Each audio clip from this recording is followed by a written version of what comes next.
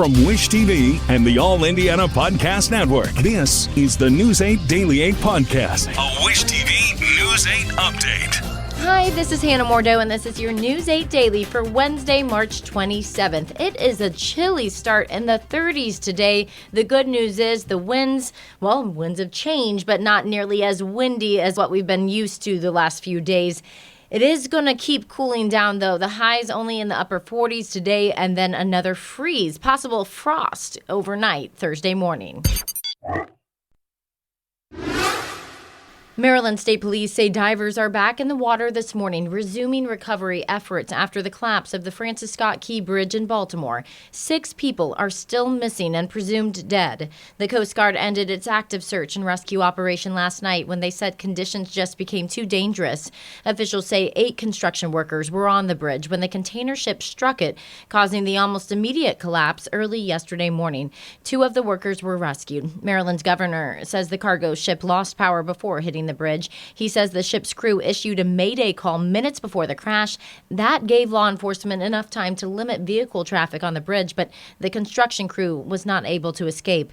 While recovery is the focus now, the governor is vowing to rebuild. We are not just going to build the bridge back, but we're going to build it in a way that honors the people of this moment and honors the community that bridge will support. President Biden says he wants the federal government to cover the cost of rebuilding the bridge. The National Transportation Safety Board is also investigating the collapse. The bridge collapse will likely impact the supply chain. Baltimore is one of the biggest U.S. ports for international cargo. It's not clear how long it will be closed. For now, though, ships will likely divert to other East Coast ports. One Purdue professor says it will be especially impactful on the automotive industry. What we're looking at here is potentially a delay in cars and light vehicles imported from Europe and potentially the Middle East. I expect that people will be seeing longer delivery times. We'll be seeing even less inventory sitting out on dealer lots, and more folks will have to pre-order their vehicles further in advance if they want to get something. Professor Amy David also says car dealerships and manufacturers here in Indiana could see delays if they're relying on engines and other car parts from Europe. ITMate is checking in on the risks to truss bridges here in Indiana.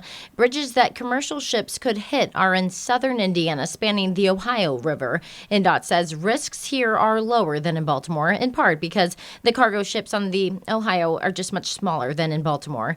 INDOT says inspectors examine state-run bridges at least every 2 years, and they are required to have routine maintenance.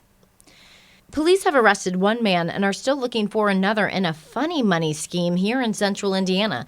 Police say they have Kenneth Johnson in custody and another person, Tommy Lee Jackson Jr. Officers say he and Johnson have been passing bogus $100 bills at businesses across the area. The department is sharing pictures of some that they've seized. The bills are of an older design, which police say is easier to fake because it does not have as many of those safety features. We want to warn the public, warn businesses, warn employees, warn citizens that if people are presenting $100 bills to you, that you're using caution and you're ensuring that those are valid. Johnson faces several charges, including criminal mischief, counterfeiting, and resisting law enforcement. To your vote 2024, Donald Trump's family is getting involved in the Indiana Republican primary. Donald Trump Jr. campaigned in Shelby County yesterday in support of Jim Banks and Mike Braun. Braun is running for governor, and Banks wants to fill the U.S. Senate seat. Former President Trump endorsed the two last year. Our team asked Trump Jr. why he's supporting Braun so early in the race. Him as a governor just makes total sense. So we're very happy to endorse someone who's been good, who's been loyal, who's voted the right way on many of things like Ukraine. We need people who will actually be fighters, not just people who will turn. In response to the rally, Indiana Democratic Party Chair Mike Schmuhl said that it's no surprise to see Banks, Braun, and Rokita slumming with Donald Trump Jr. when it's attacking doctors or coming after contraceptive access time and again. They put MAGA ahead of Indiana. The primary is scheduled for May 7th. Tonight is the night we will hear from the 5 Republican candidates for governor in a debate live on Wish TV. But before they take the stage, you still have time to send us your questions. You can send them to askthecandidates@wishtv.com. Then tune in tonight at 6:30 to watch that debate right here on Wish TV. The former Colts great Edgerrin James was back in Indiana watching his son, who plays basketball for Cincinnati, take on Indiana State in the NIT quarterfinals. It was a tight game, with the Sycamores down by 4 points at halftime, but in the second half, ISU bounced back. The now well-known Robbie Avila had 21 points. Indiana State beat Cincinnati 85-81. They'll be at Hinkle Fieldhouse to play either VCU or Utah in the NIT semifinals next Tuesday. The solar eclipse is less than 2 weeks away. Vincennes is at the center of the path of totality. News 8's Brittany Noble is looking at the plans where there will be more time in the dark expected. Well, scientists say that Vincennes will go dark for 4 minutes and 5 seconds next Monday afternoon. Indiana's oldest city will likely experience the longest amount of darkness in the state. They're calling the event the Dark Side of Wabash. Local talent will perform there all weekend. This morning, a roof at the Red Roof Inn on April 8th will cost $790 with tax for just one night. The city eclipse director says the prices were higher. The peak number that we were told was $1,750 with a 4-night minimum. That's $7,000. That's, a semester at a reasonable community college or a used Honda. It's a cheap used car. So, that I think those prices have actually gone down a little bit. I'm glad to hear that. Collectively, as a community, I think a lot of people felt embarrassed and upset about it. And I had to do a lot of, it's not okay, but it's really normal. And it's, I understand collectively that we're just aghast that anybody would do that. But trust me, it's really happening everywhere. So Knox County officials suggest you avoid any unnecessary travel next weekend by shopping for groceries and gassing up your car before the eclipse.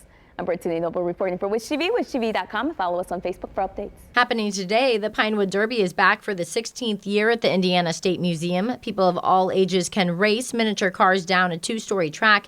It goes through Saturday. Then there are more races on April 3rd through 8th. That's the day of the total solar eclipse. There will be space races featuring sun, moon, and earth-themed derby cars. The Pinewood Derby is free at the State Museum for members. It's included, though, with regular museum admission. The Indianapolis Zoo wants your help naming its new rhinoceros calf. It's a baby girl. She was born in February. The zoo has settled on 3 possibilities: Kamara, Zola, or Zora.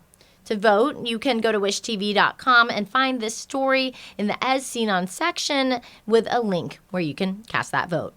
Big Brothers Big Sisters is launching a new campaign aimed at getting hundreds more mentors. The agency says more than 1,000 kids are waiting for a big. Most of them are boys, amping up the need for men to volunteer.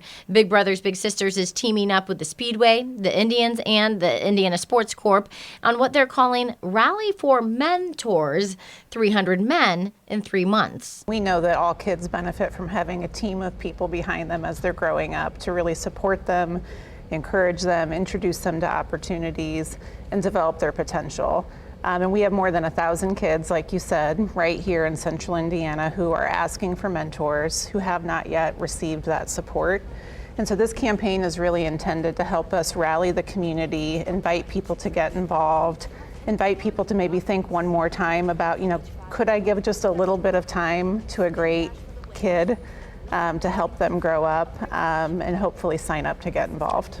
McDonald will offer Krispy Kreme donuts across the United States by the end of 2026 after a successful test at more than 160 restaurants in Kentucky and southern Indiana. The stock soared, according to Jane King, because it will double the number of locations that Krispy Kreme donuts can be bought. A phased rollout will begin in the second half of this year, expanding to participating McDonald's locations nationwide by 2026. This has been your News 8 Daily from Wish TV. I'm Hannah Mordeau. Watch us on wishtv.com and follow us on Facebook for updates.